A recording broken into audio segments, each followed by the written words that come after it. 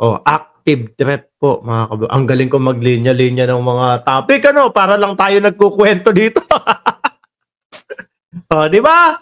Tuloy natin. Sa pang-apat na topic, dito na nga po, mga kababayan. Yung pag-iibigan ba nila? Kung totoo ho, kung totoo ho, umabot sa panggigigil ng Vice Presidente. No? Eto na. Nayam sa media. Ito na, ayan si BP, naku, nakatirik yung mata. Parang, ayoko magsalita dyan. Game! Naglabas ng pahayag ang Presidential Communications Office hinggil sa umano'y naging banta ni Vice President Sara Duterte laban kay Pangulong Ferdinand Marcos Jr. Ayan po mga kababayan. Lahat po tayo mga bossing ay nakita natin yung video ni BP Sara na sinasabi kapag ako nategi, may kinausap na akong tao, no? Siya mismo nagsabi hindi ko gawa-gawa ito, no? Alam ko lahat kayo 750 viewers, napanood nyo yun. Hindi ko gawa-gawa ito, mga kababayan. Galing po mismo sa Vice Presidente. Sabi niya, meron na akong kinausap na tao na kapag ako tinegi, tegihin mo si BBM, si First Lady Lisa Marcos, at si Martin Romualdez. At may pahabol pa po yun, mga bossing, kaya hindi pwedeng humabol dito si Panelo. Diba, Tarantaro? Kaya hindi pwedeng humabol si Panelo dito dahil ang pahabol po ng Vice Presidente doon, mga kababayan, no joke. Hindi ito joke. Yan. Kasi mga bossing, alam niyo naman po ang style ni Panelo, no? Alam niyo naman po ang ginagampanan ni Panelo sa mga Duterte. Pag sumablay po ang mga Duterte doon sa kanilang mga sasabihin, pasok, entra naman po si Panelo. Ano sabihin? Parang hindi niya naman kilala ang dating Pangulong Duterte. Mahilig magbiro yan. Siguro mga 8 taon na. 9 na taon na. 9 na taon na mga bossing, patuloy pa din ginagawa ni Panelo. Tagasabi ng joke only. Bakit umabot ng 9 na taon? Hanggat may mga DDS po, kontento na po yung mga yan. Pag sinabing joke, joke na po yun. Wala nang okay na. Lahat po, mga kababayan. Joke na po yun. Sabi ni Frozen Soul, sabi ba kasi, huwag mag-public kapag may tama. Yan tuloy. Nga. Ano? Tuloy. Ayon sa palasyo, itinuturing nito na active threat o seryosong banta sa buhay ng Pangulo ang naging pahayag ni BP Duterte. Totoo naman po yan, mga kababayan. Ano pa ang iisipin natin dun sa mga binigkas o sa mga sinabi ng ating pangalawang Pangulo? Paano? Ganito, bibigyan na lang po kayo ng sitwasyon, mga bossing.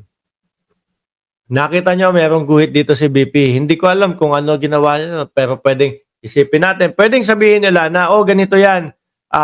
Nagkaroon ako ng operasyon, etc., etc. dyan. Pwede din na yung sinasabing, may mga operasyon na nangyari kay BP na ginawa, ganyan. Pwede din na panakip butas lang nila yon. Pwedeng, siguro, gustong maggurgur, gustong magtegi ng sarili, no? O sabihin na lang natin, mga kababayan, may nakain na masamang pagkain ang ating Vice Presidente. At naging sanhi po ito. Ayoko pong mangyari yun. Example lang ito. No? Naging dahilan ito ng pagkategi ng Vice Presidente. So yung kinausap niya, no? Naku, sabi sa akin ni BP, sabi sa akin ng Vice Presidente, pag nategi siya, balikan ko si Bongbong. Tegihin ko si Bongbong, si Martin Romualdez at si Lisa Marcos. Ayan, di ba? So ngayon, iisipin, naku, nilaso ni BBM si Sara. Nilaso ni Lisa Marcos si Sara. Nilaso ni Martin si Sara. Ito na yung sinabi sa akin ng Vice Presidente. Balikan ko tegihin ko yung 3 kapag ka ganun ang nangyari. Di ho ba, mga kababayan? Di ba? Mga boss, yari sila dito. Ako ho, nalulungkot ho ako para kay BP, no? Dahil po sa ganitong umabot siya sa punto ng ganito. Sabi ni Jaripa, Dulay dyan. Naku, wag kang bias. Ha? Yan mga sinasabi ni Sara eh. Bingi ka ba? Ano kami? Lahat kami dito, bingi. Ikaw lang ang kakaiba ang narinig. Baka may sapak ang utak mo. Kung iba yung narinig mo. Ang sabi kung tetegihin siya. Sige, hindi tinegi. No? Pero ang nangyari nalason dahil doon sa kinain niya. Ano iisipin nung inutusan niya? Diba? Ano iisipin? Ay nako, nilason ni BBM to. Eto na nga. Eto na yung eto na yung sinasabi ni BP. Kailangan ko nang balikan. Alam niyo po, mga kababayan, mahina na lang po ang utak ng hindi makakaintindi niyan. Ano? Kailangan pa bang hintayin at tegihin?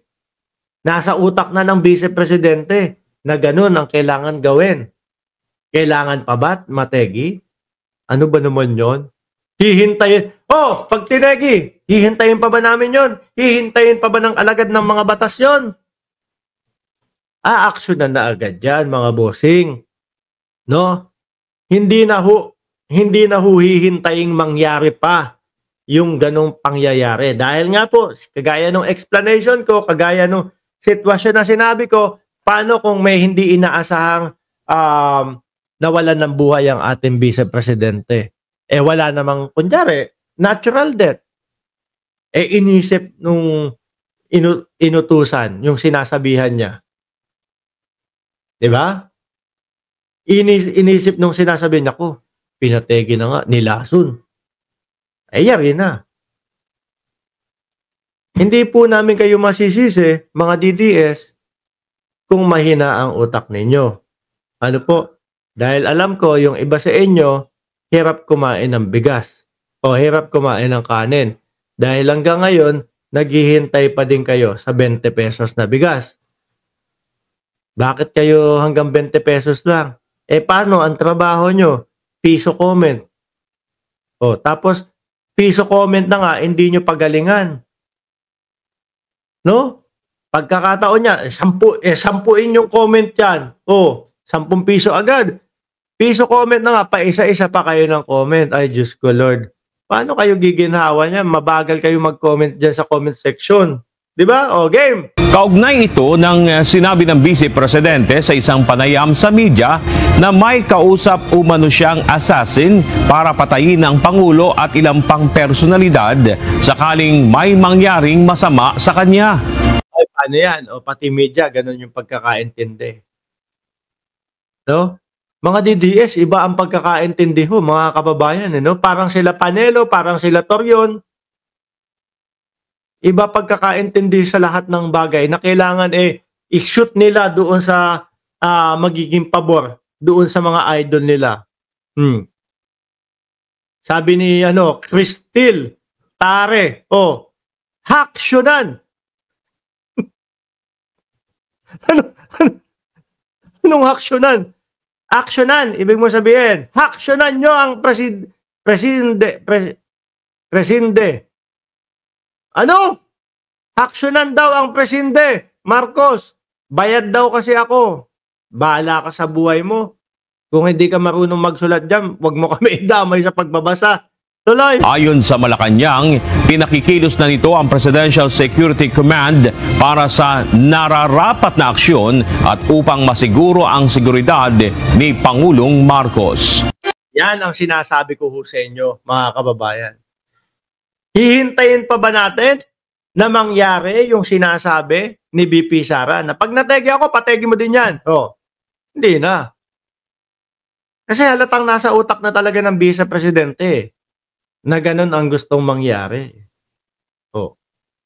Siyempre, magdodoble seguridad sa Presidente yan, mga kababayan. Di ba, Just Vincent? Oh. Bago pa mangyari yon, maayos na yung security namin lalo. Dumoble na yung security namin lalo. Hindi na natin nahayaan na mategi pa ang Pangulo. No, bago umaksyon. Oh. Pagka nategi ang Pangulo, wala na. Tegi na. Yung buhay, hindi na maibabalik yun. Di ho ba, mga kababayan? Nakakalungkot itong mga tao na to, no? Na umaabot sa kung ano-ano na po, mga kababayan, ang kanilang mga iniisip.